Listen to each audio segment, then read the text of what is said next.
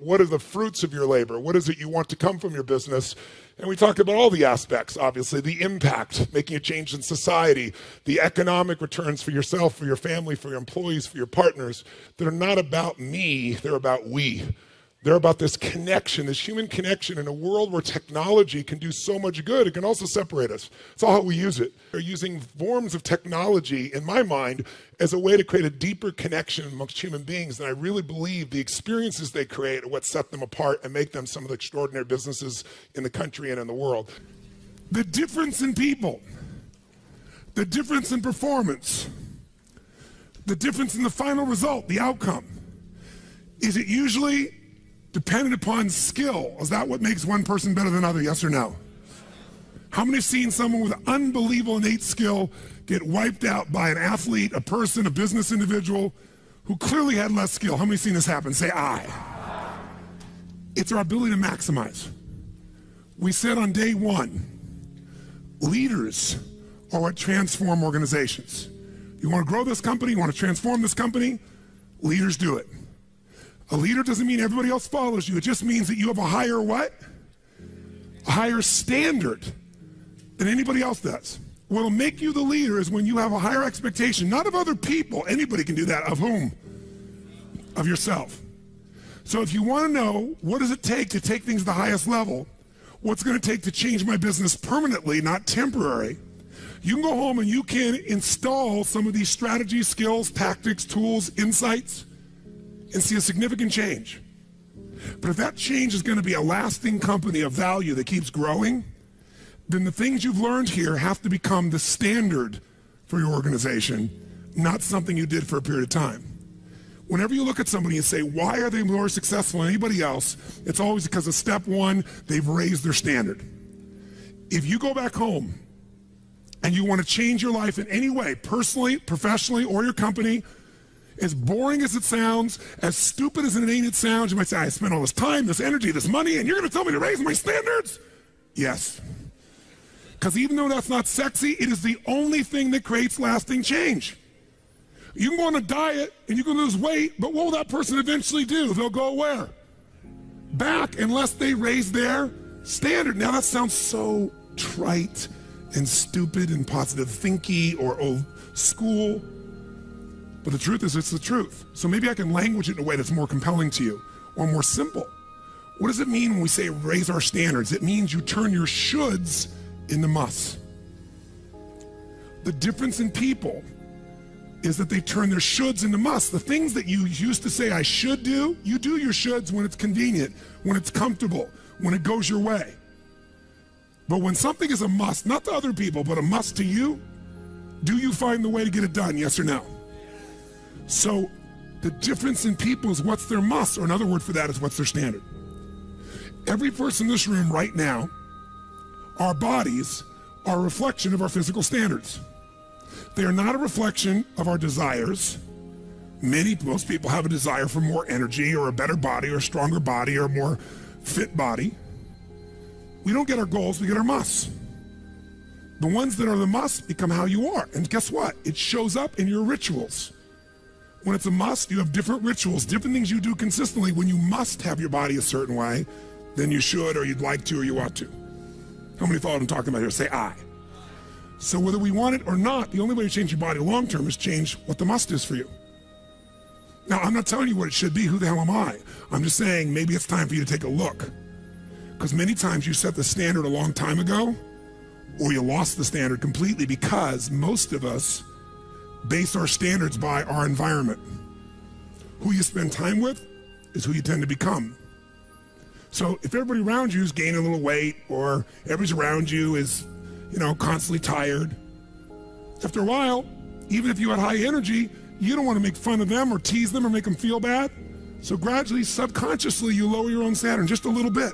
And that little bit is that old metaphor, overused but true.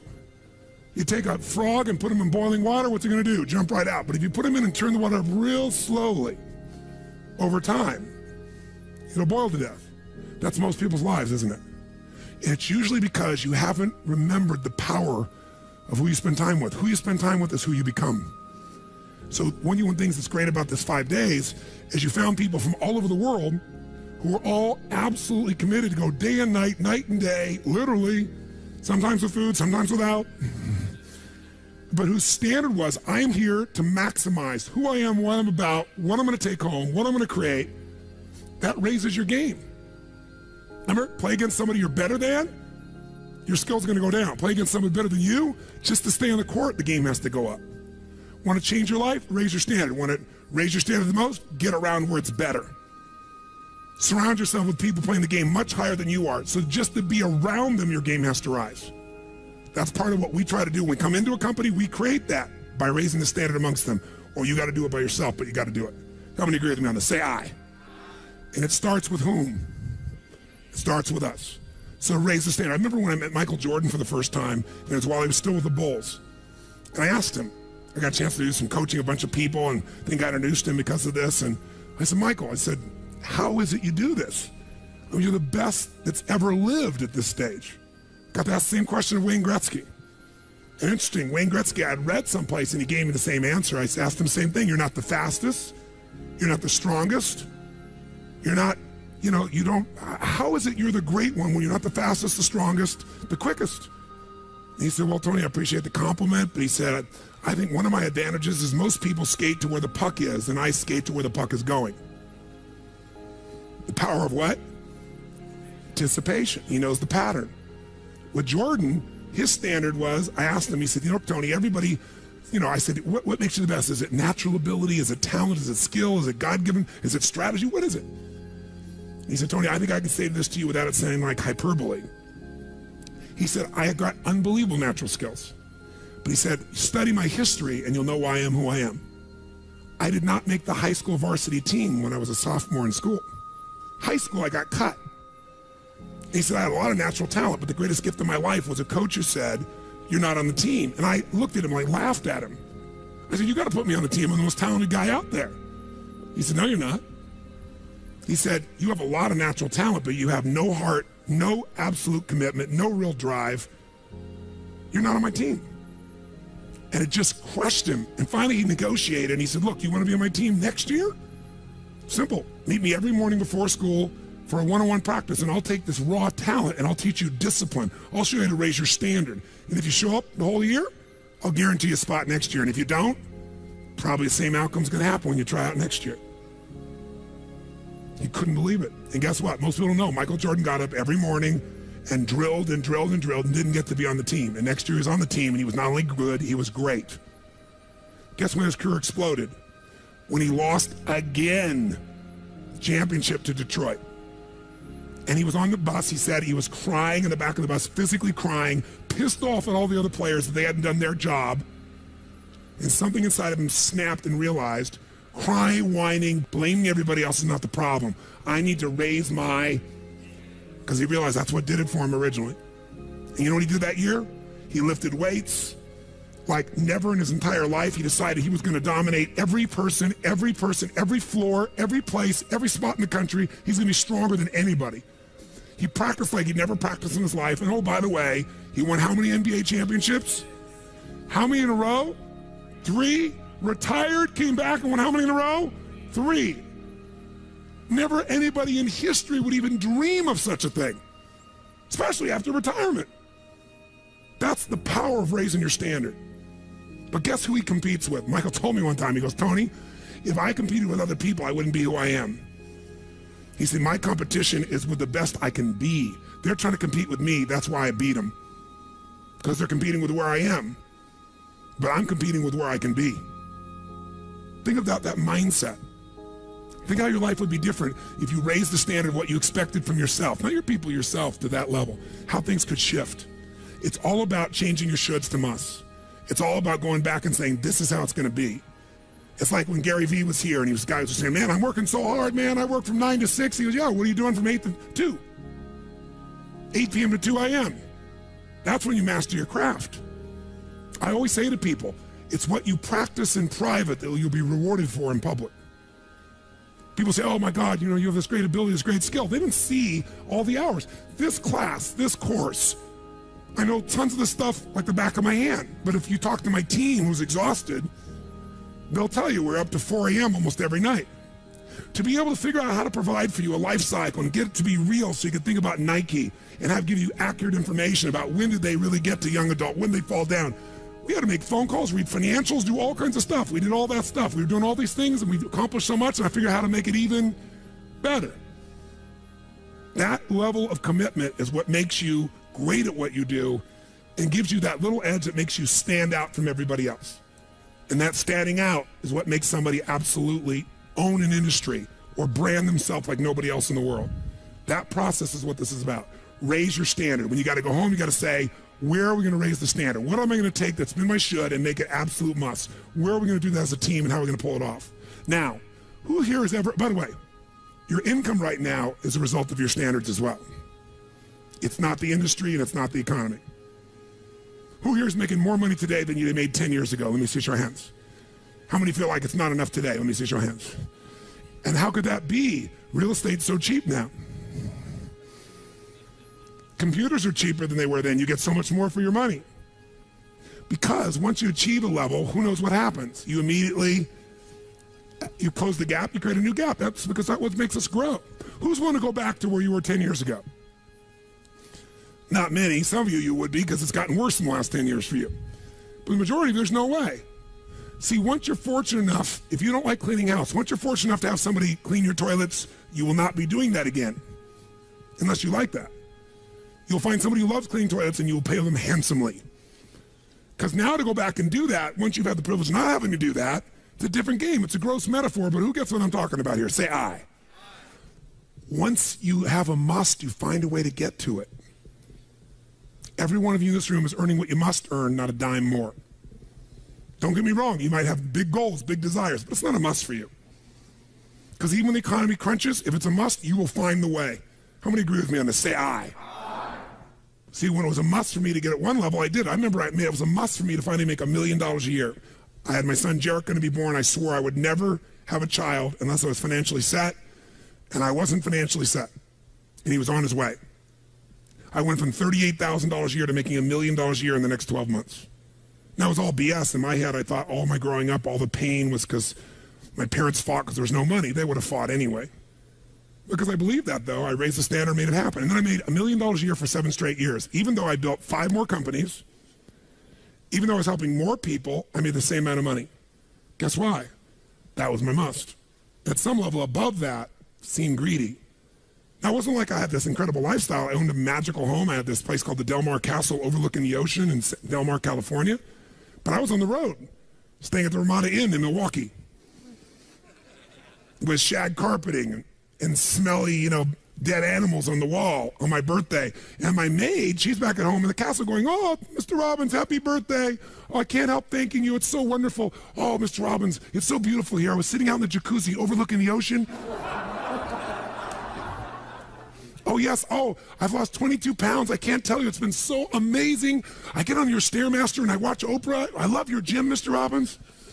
And I'm thinking, she's got a multi-million-dollar lifestyle. How many can relate to this in some way, right? So I went from 38,000 to $1 million because I changed my income. It became an absolute what? It was nothing about money. It was about growing. Because I knew to make more, I'd have to help more people. I'd have to expand. And I came up with this goal. I wanted to feed all the people in San Diego that were homeless. First, my goal was 1/3 of the homeless people. And then my goal was everybody. I said, if I can go from 38,000 to $1 million, I should be able to go from $1 million to $3 million in 3 years. And I did it in 12 months. I found the why. I found the reasons. I got a different RPM.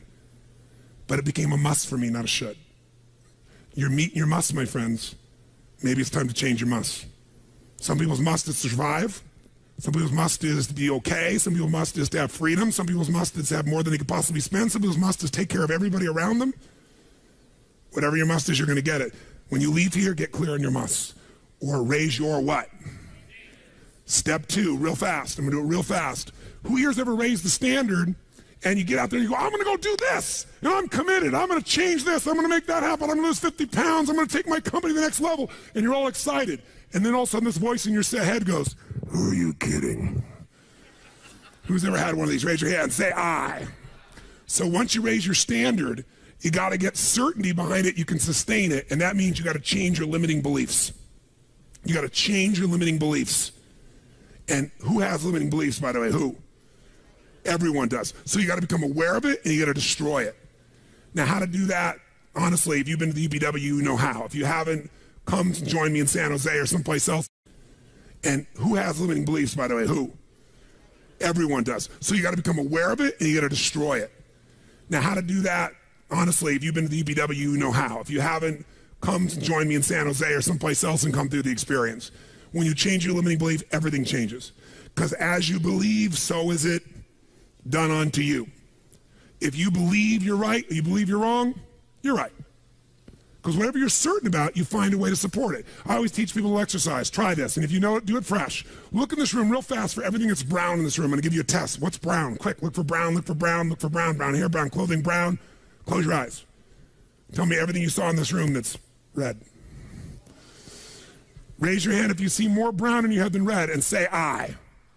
Open your eyes. Now look for red. Look for red. Look for red. Look for red. Look for red. Look for red. Look everywhere for red. Look for red. Raise your hand if you found more red this time. Raise your hand. Say I. Why? Because you're looking for it. Because whatever you focus on, you'll find. In fact, you'll find stuff that's not there. How many saw beige, called it brown just to feel successful? How many saw burgundy, called it red just to feel successful? See, once you believe something is a certain way, out of your need for certainty, you'll change things to meet that belief.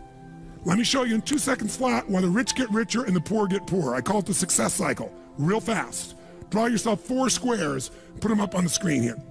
You'll see, as I do this, take a quick look, you'll notice you've got the word potential up in the left-hand square. Up in the right-hand square is the word action. Bottom right is the word results. Bottom left is the word belief, or another word for that would be a sense of certainty. Potential, action, belief, results. And notice there's arrows in a clockwise fashion where they just keep feeding each other over and over and over again. So again, it's potential, action, results, belief, or another word for that would be certainty. Now, did you ever notice how rich people tend to get richer and poor people to get poorer? And I don't just mean rich in financial terms. I mean people that are rich emotionally. Do you ever notice how happy people tend to get happier? And depressed people tend to get more depressed? How many found this to be true? Say I. It's because the power of momentum and what I'm about to show you. So let me show you something here. What's the potential of any human being? You tell me, quick. Unlimited. Do most people's results reflect that true potential? Yes or no? No way. Why? Because most people aren't taking enough what? But is it possible to take a lot of action and still get lousy results? What if you got a salesman that works for you and they walk out and they knock on 100 doors and they say, you wouldn't want to buy anything from me, would you? Or they don't say that verbally, but they say it non-verbally. Is that going to affect their results? Yes or no? So it's not enough even to take enough action, because when we believe it's not going to work or we're uncertain, does that affect how much of our potential we tap? Yes or no? See, if you don't think it's going to work, you're not going to put out a bunch of your energy when you think it's going to fail. And by the way, when you're not sure, you tap little potential. Do you take little or a lot of action? When you're not sure, when you think it's not going to work, you take massive action or little action?